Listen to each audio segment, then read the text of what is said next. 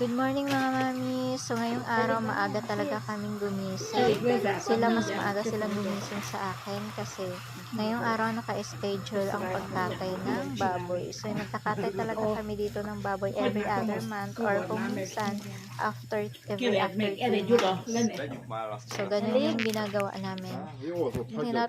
Tatanungin nyo kung anong ginagawa namin sa karning baboy kasi sobrang laki yung kinakatay namin ay aming ginagawa or kinukonsume lang po talaga. So ngayon, may niluluto ako for breakfast kasi may nagtatrabaho doon sa nag-slaughter ng baboy. So papakainin natin habang nagtatrabaho sila and checking our plants around.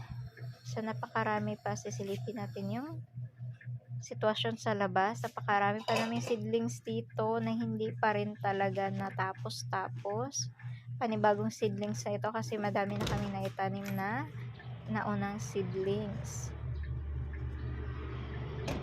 So tatapusin ko lang dito at lalabas tayo. Medyo malamig pa talaga sa labas.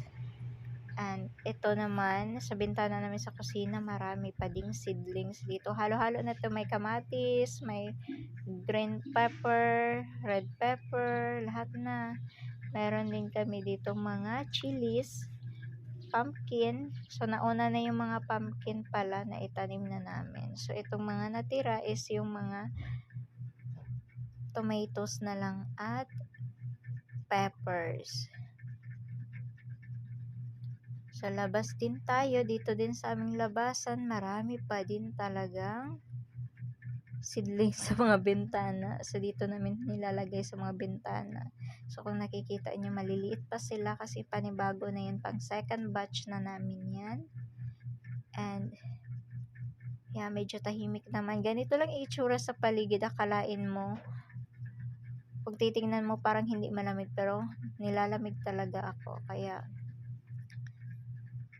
matagal akong lumabas para silipin ko ano nang ginagawa. So, ito pala si Kuya Ferry.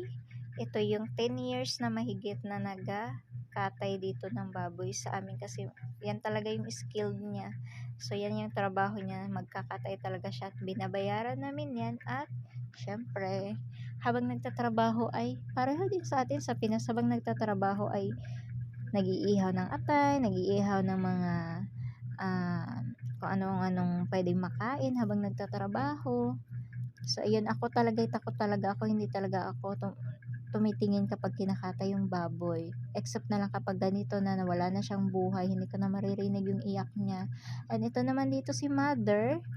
Isa sa pinaka-paborito ko kapag nagkatay ng baboy is yung atay ng baboy, fresh na fresh. So, yan talaga ay fresh na lulutuin mo at pinaka-mapaborito ko yung the way yung recipe ni Mother.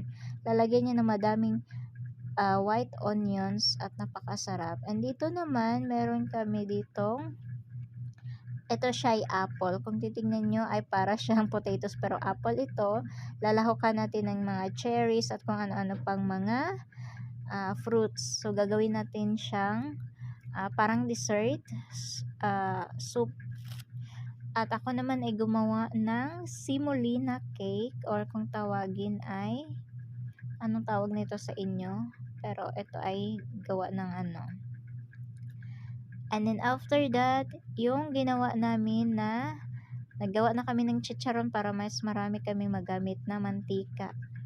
So, thank you for watching. Enjoy!